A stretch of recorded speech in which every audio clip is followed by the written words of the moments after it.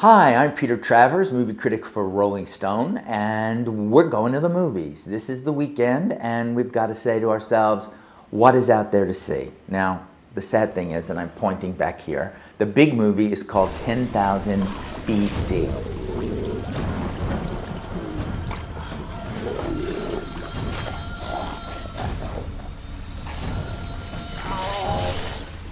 This is the one that spent at least $50–60 million to just market it so that you know what it is, even if you never had any intention of seeing it, you know what it is. It's 10,000 BC. It's directed by Roland Emmerich, the guy that did Independence Day. Also did Godzilla. You should remember these things, that he's done things that truly suck.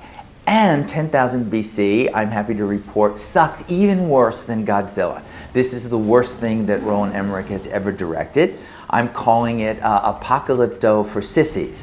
At least Mel Gibson, when he did Apocalypto and dealt with the 16th century Mayan civilization, you know, he had heart. He put his heart into the violence. There was passion. There was technique. In this movie, no passion, no technique, just the guy running. He looks nothing like anybody from 10,000 BC. He looks tremendously like some California surfer dude guy and talks very much like that as well. His experience about acting is mostly from modeling, so that we can see that everybody not only has muscle tone, but they have the teeth. The teeth always look like, remember that show Extreme Makeover where people would get Da Vinci veneers and they would all look perfect? Well, all of these people living in the caves in 10,000 BC look fabulously surfer dude and speak in horrible Americanese. Behind me you'll also see the saber-tooth, the tiger that gets him.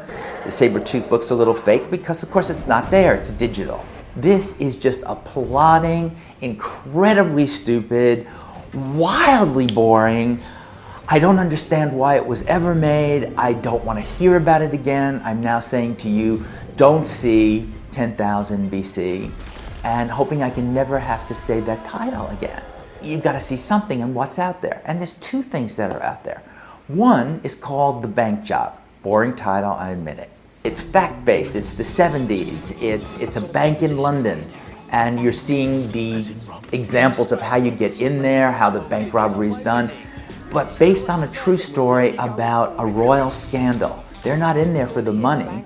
Basically, the crown is trying to protect Princess Margaret in the 70s from a sex scandal. Jason Statham, who's the star of this, he was also a model, but he's also an athlete, a British athlete.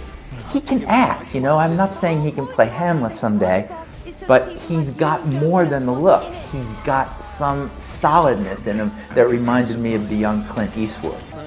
A little movie, don't get your expectations too high, but the fact is you have a good time at it. It's smart, it's funny, it's exciting, all the things that 10,000 BC is not.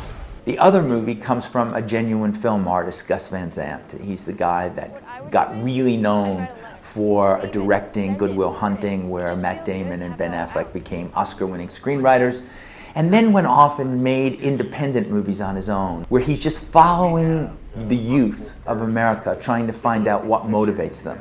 And in Paranoid Park, his new movie, he's in Baltimore, where Gus Van Sant lives, looking at a skateboarder played by a newcomer named Gabe Nevins.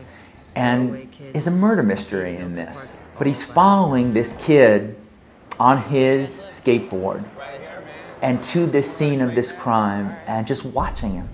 No speeches, no anything about you, this is what I'm feeling, this is what I'm doing. You intuit it because Gus Van Sant trusts the audience to think for themselves.